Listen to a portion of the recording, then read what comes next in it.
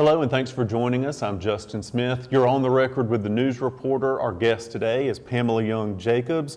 Pamela, thank you for being here. Thank you for having me here today. So Pamela, you wear multiple hats in Columbus County, and today we're primarily going to focus on your leadership roles with both the Small Business Center at Southeastern Community College and also your leadership role as Vice Chief of the Waccamaw-Siouan Tribe. Yes. I want to start with small business.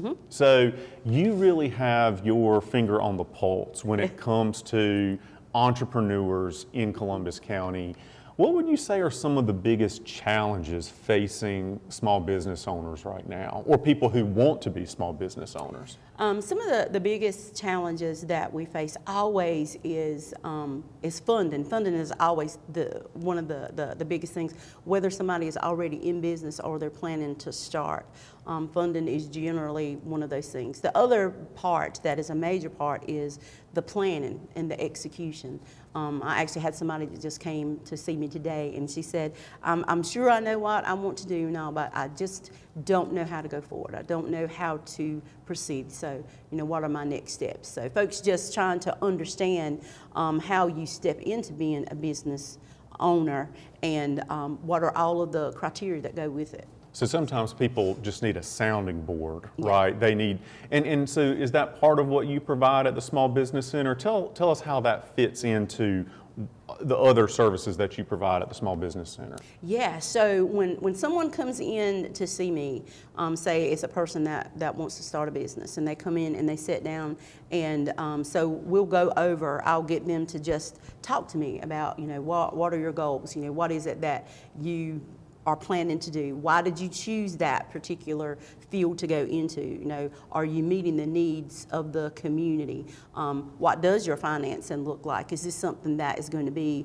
online-based business, or are you looking for a brick and mortar? So we kind of start from there, and just go, and they sort of talk it out. Sometimes I have folks that come in and they sit down and they will say, what's the best business to start? What do you think is the best business to start? What do you tell them? So I always say, I can't tell you what business that you should start, because it has to be something that you love to do.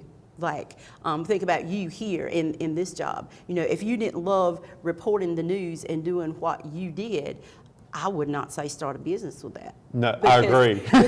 Because you can't call in sick. I can't start a business and then I'm going to call in sick tomorrow, because if I don't show up as the business owner, then my business is not going to work. Until I get established and I have a staff that can take care of that for me. You're the responsible party. But you probably do have access. You could point them to information about businesses that are in demand and that kind of thing, right? Yeah. So we look at what they're interested in, what are the things that they feel like that they would like to do, and then there's some software that we use that can show industry standards. And so I can pull up like a coffee shop, and we'll look at a small area like Columbus County, and we actually did that for a couple of coffee shops that we got started here in Columbus County just in the past year. And we looked at those industry standards, and we saw, the people in the same area, same amount of people in that area, and how those coffee shops did and what they provided. So that's an example of technology really being able to come to play. And y'all offer courses through the Small Business Center also, right? Yes, we do. So, and this past year, we will have offered more events and courses than we have so far. So this past year, my year ends June the 30th. So as of Monday, we will have offered 112 classes and events. And so when I say events, there'll be events like something that will be coming up fairly soon. That's an in-person event. But for all of those things, it's always a teaching event that will happen. So there will always be someone there that's presenting material, whether it's on writing your business plan, or it's on financing, or it's on government contracts, or what have you. So we will have offered 112, educational events for our business community this past year. So I know you mentioned funding is a challenge for business owners. What would you say is a mistake that maybe someone doesn't meet with you initially? They just dive right in, they open the business. What types of mistakes do people make? Right. Some of the things that folks do is getting a loan and being overextended. So they haven't really done the projections to see whenever I start this business, these are going to be my startup costs and this is how much it's going to cost me per month. And they haven't really looked at what that projection looks like and what their profit margin should be and what it should include to cover those expenses. So they end up starting off in the red and it being, a long time before they turn things around. And so we try to come back with those individuals and try to offer some specialized counseling. I have a couple of folks that I contract with that do just that type of work. And so we're able to point them to the right resources to help them get a better handle on things. Are there things that we need to do as a county, as a community to support small business better or differently? I would say the first thing that comes to my mind is shop local. Make sure that we are patronizing those small businesses that are coming into our community because, the big industries may come in, big shopping centers may come in, and then if the clientele falls off, if they're not doing enough sales and that sort of thing, they may leave and go to a different town. But our small businesses are rooted and grounded here in the county. Their families are here, so they're not going anywhere. So I would say that the best thing that we could do is make sure that we are patronizing our small businesses that are located here and supporting them. So I have attended numerous ribbon cuttings where you've been there, and some of those have been clients of yours. Yes. You have nurtured these entrepreneurs, and that ribbon cutting ceremony must really be a joyous time for you. Yeah. How does it feel to see that entrepreneur get to that moment? Yeah, it is really exciting. I have, when I first started, so I started at the Small Business Center in 2021, May the 5th, 2021. And in that first year, I was able to help a couple of individuals to open up a pretty big place downtown. And I remember us, when we walked into the place, it was just a shell. And we walked through, and we had written down, what they wanted to do, what they wanted to accomplish in that place. Wrote their business plan, went through, streamlined it, went back and looked at their plan, talked about it, how viable this is and that sort of thing. And then as they started working on it, going in, seeing the progress, the walls were going up and all of this. And then I remember asking her, because I have this program called Biz Talks, where we sit down with business owners like this and they talk about who they are. They talk about, them being here from the county, their family, why they went into business, what their business is, that sort of thing. So this individual was one of those first people that was on that show. And one of the questions that I asked was, how did you feel when from the day that we wrote it down on the piece of paper and said, this is the ideas that I have, this is what I would like to see, and then walking into fruition, into seeing, it all take place. It's really, I know for me, it's a proud moment, because I'm proud of that individual. And I remember them saying to me, I would not have had the confidence to do this. I would have been too afraid without you holding my hand, sort of, kind of walking with me through this process. And so they were very excited and are doing really well. I'm just really excited because I go by and visit, from time to time. But I would say it's a really proud moment, I think is the best word to describe it. Being proud of that person for taking a leap of faith. One, you got to be prepared. You got to make sure that you have written down, you've looked at your projections, that it's a viable business. You just can't start anything if there's not a need for it. But doing the work and then stepping into the actual brick and mortar of what was a dream or thought in your mind that has now become a reality. It's pretty great. So part of your job is working directly with those entrepreneurs, but you also are the regional director for the Small Business Center Network, right? So you are working with other Small Business Center directors in the region, right? So tell us how that fits into your role. So It is an additional role. It is additional work that we do. And so I am the regional director of the Sand Hills. And so I got that. The state director, they moved me up to that position toward the end of 2022. And so there are 7 other colleges in the Sand Hills that report sort of directly to me. So in that role, what I do is to help give them support, give them training. If we have new people that come on, make sure that they have the support that they need. This time of year, it's a really big job because every small business director in 58 colleges, our year ends on 6:30. So at 6:30, we have the task of making sure that there are surveys that we have to do at the end of the year. So we have to touch all of the business owners, entrepreneurs, folks that we have seen that we provided counseling with for that entire year.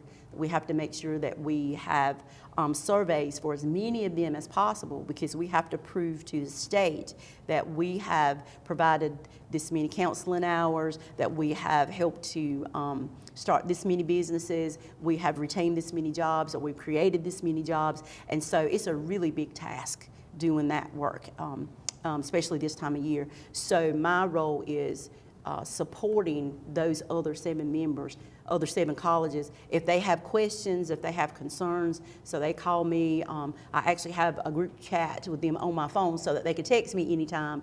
I had someone that texted me just a couple of weeks ago, and she had an individual that came into her office. She's new, she's brand new, and so she didn't quite know how to handle what was happening in that situation. And so then I have to lend them that advice, make sure that that we all are following the correct rules, that we're, reporting on the correct guidelines and that sort of thing. And so it's a lot about support and making sure that not only my college looks good, but also my region. Right. So my team can tell you that I like to make sure that we are performing above board. So yeah. So you've got a big day job supporting entrepreneurs and supporting other small business centers, but then you've got a lot going on outside of that job too. And so I mentioned at the beginning of the interview that you're the vice chief of the Waccamaw-Siouan Tribe. And it strikes me that we don't have that many high-profile leaders in Columbus County who are women. There are some, but and also minorities. Right. And how much of that is a part of your identity? How much of that do you want people to think of you as an American Indian woman versus just a county leader? Yeah. So what I like to say is, and I say this to a lot of youth when I'm speaking to a lot of youth, is that no matter what our role is in the county, in our job, no matter what it is, we are who we are. And so I work and I function daily as not just an individual, but my indigeneity goes with me everywhere I go. The way I look at things, the way I react to things. I do that from a professional level, but also from an indigenous level. My culture and my beliefs and all, play a role in how I feel and think about things. And so, it's an honor and privilege for me to be in this position. So I'm the first female elected to this position in my tribal history. And so, that's very humbling, and I feel very honored to be in that spot. My father was the first assistant chief that was appointed by Chief Clifton Freeman years ago. And so when I was elected to this position, I was really excited because I was following in my dad's footsteps, doing some of the same work that he's done. But back to your question, I'll just say that my indigeneity is just who I am, So it seems to me like in recent years, the Waccamaw-Siouan Tribe has become more prominent in sort of public view and conversations. And I think you are one of the reasons for that is because you are at so many events and you're often representing the tribe in addition to Southeastern. Yes. But then there's other things too.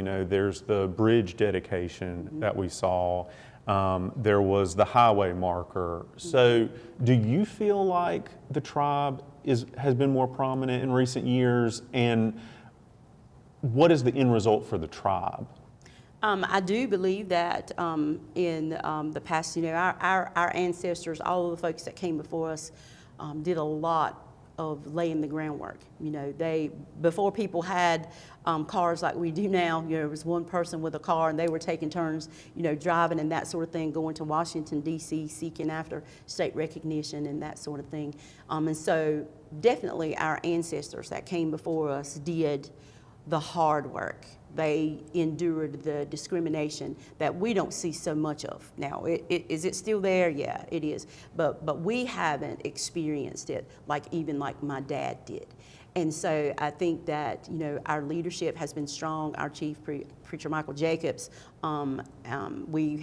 he's the chief. I'm the assistant chief, and so we, along with our tribal council, try to make sure that we are moving the needle forward and honoring the work that was done before we got here. So I believe that, especially I know for myself and for others, in these past few years, I have tried to make sure that we are showing up and we are creating relationships that didn't always happen in the past, like relationships in the county, and that we are visible, in these places and showing up so that that trust is built, because, there were lots of years where there wasn't trust there.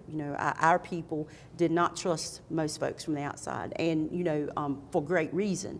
And so now I think that we are trying to push forward, and we're trying to mend some of those fences, and we're trying to build those relationships so that we have the opportunity to be at the table, and that our people can move forward. Because that is the goal of us as chiefs, as tribal leaders, tribal council members. It is our goal to make sure that we are working for the culture, preserving our culture, preserving our heritage, making sure that our people are moving forward. Are there specific things on the tribe's agenda that you really want to accomplish in the next few years that you think would really improve the lives of your members? Wow. It's a really good question. I think that some of the work that we have been able to accomplish just recently was really good. The naming of the bridge was really great. I was really excited about that.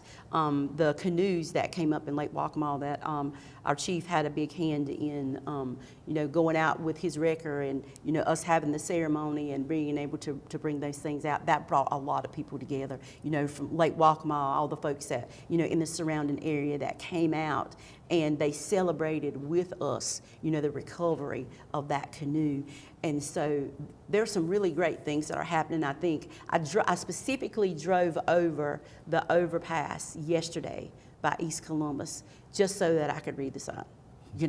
And I remember saying that day of dedication that, it would not only be a sign, but it is also, just I could hear, our ancestors just be so proud that every time we drive over that bridge, every student that sees it, it's a reminder that we're still here and that we are present. So for me, going forward, I would say things that I would like to continue to see happen is the relationships that are being built, that we have opportunities, educational opportunities, and things, infrastructure. We have issues with infrastructure. We have a lot of issues with flooding and all around our lands, around our tribal area that we've been working on, and folks that came before us worked on for years. And so I just would say, progress for our people, economic progress, educational progress, and just that continuation of building those relationships that show that we are still here and that we are an important part of the county's history. And I have said in the past, I know when I was sitting on the tourism board here in the county, I said one day, not every county has what Columbus County has. Not every county has a tribal nation that's seated within the county. So one of the things that I guess I would really like to see is that, the folks know and are aware that there is a tribal nation that's situated here in Columbus County that makes the county unique, you know. And so you mentioned the tourism board. That's one of the boards that you've been on. You're on the Columbus Regional Healthcare System board now. Yep. You have been, or maybe still are, on the Columbus Jobs Foundation board. Still there, yeah. The North Carolina Council for Women. What am I missing? Yeah. There's a couple. I had written a list earlier to send to somebody, but I am on the ACES professional committee, and that is it's the American Indian Science and Engineering Society, and so it has to do with helping students to, you know, be involved in STEM and STEAM and math and, you know, that sort of thing, to help them to have opportunities, you know, in that field that we haven't always had, you know, in the past. And so I'm also out on the foundation board, the North Carolina Columbus County Foundation Board as well. The Community Foundation Board. The Community Foundation Board, yep. So. How do you find the time? My husband asked me that question a lot. And so I just say that all of these things, I have been intentional over the past probably year, and especially losing my mom in January. And I've tried to be very intentional here lately in making sure that whatever I'm doing is the thing that I am the most passionate about. And so when you do the work that you're the most passionate about, it's not tiring. It can't be tiring, but you know, you're not so tired. Like even the work that I do as a small business director, I spend hours with folks. My schedule is not traditional, so it is daytime, nighttime, weekend, whenever somebody needs to have a conversation, and I don't get tired doing that because it's a passion. It's what I love to do, and so I would say that handling all of these things, I have that drive and that determination to do it because it's things that I'm passionate about. It's things that I believe in, that I think that it's important as an individual to try to make a difference, you know, in the lives of my people as Native American people, and in the lives of the people in the county. Because at the end of the day, we're all in this together. You know, we're all in this together. We're all walking forward. We're all looking for great things to happen. So I did want to ask you earlier, you mentioned in terms of issues facing the tribe, infrastructure, flooding, some of those have come up recently pertaining to this proposed housing development that would be on Old Lake Road, very close to Buckhead, up to 4,500 homes. I know that Chief Jacobs has been outspoken against that. We had him on the front of the paper.